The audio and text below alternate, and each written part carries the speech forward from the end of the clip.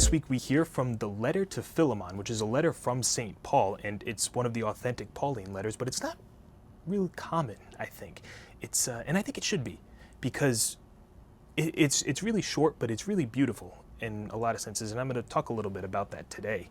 So this is addressed to this person named Philemon. So Philemon is this very wealthy Christian convert, and he runs one of the early churches in this area, which is modern-day Turkey, but it's a Colossia.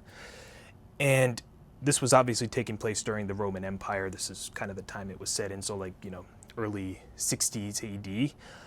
And in our second reading, we're going to hear Paul implore Philemon on behalf of this person, Onesimus.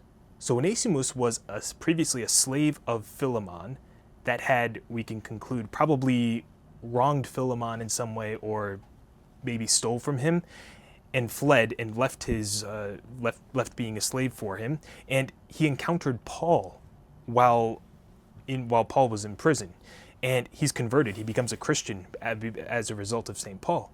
So Paul, we're going to hear in the second reading, is imploring Philemon to take this Onesimus back.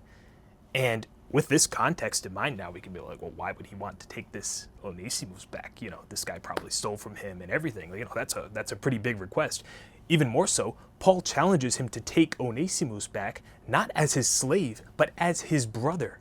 Think of how radical a request that is. We all kind of have an idea of, how slaves were viewed in society, but especially in ancient Rome, just what a pervasive and legally entrenched system this was. Like, the slaves were the lowest of the low in Roman society. There was no moving up, let alone to put a slave at the same level as you would put your brother. That's just insanity to an ancient Roman. But this is what Paul's calling all of us to do, because that's the love of a Christian. That's Christian forgiveness. That's Christian equality, right? This person who had stolen from Philemon, he's no longer there. No, because he lives in Jesus Christ. He's been reborn in Christ Jesus. And Paul makes this plea not necessarily empty-handed either. And I don't like that they cut out the following two verses. So we hear from verses 12 to 17 in the second reading, but verses 18 and 19 just add a whole other layer of context to this. And in verse 18, Paul says to Philemon, if he, speaking of Onesimus, has wronged you in any way or owes you anything, charge it to me. I'll pay his debts. And he reminds Philemon in verse 19, he said, and remember, you owe me your very self, right? Because Philemon was converted by St. Paul. Philemon is a Christian because of St. Paul. So Paul's calling his mind back to this idea of, no, you too have been reborn in Christ Jesus, just as my spiritual son, as he refers to Onesimus as, has been reborn in Christ. We can't turn our back on anybody in offering forgiveness and putting ourselves at that lower place, as we heard about last week when I spoke about humility, right? So that's our call as a Christian. I think humility is really just at the center of it all. We can't be tied to anything on this earth, right?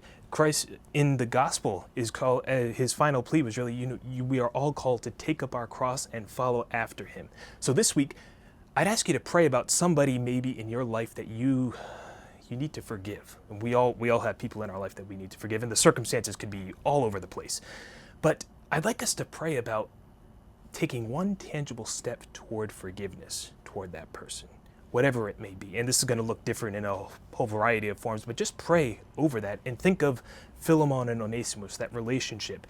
And I'd like to think, we don't know this for historical fact, but I would really like to think that Philemon did accept Onesimus back as his brother. And I think just as a testament to that, we have his letter still from St. Paul. So that obviously really meant something to him that he retained it and kept this letter from St. Paul.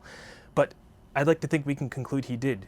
He took Onesimus back and treated him as his brother. So let's mirror that same kind of Christian love and pray about what we can do in our life to offer forgiveness to someone else.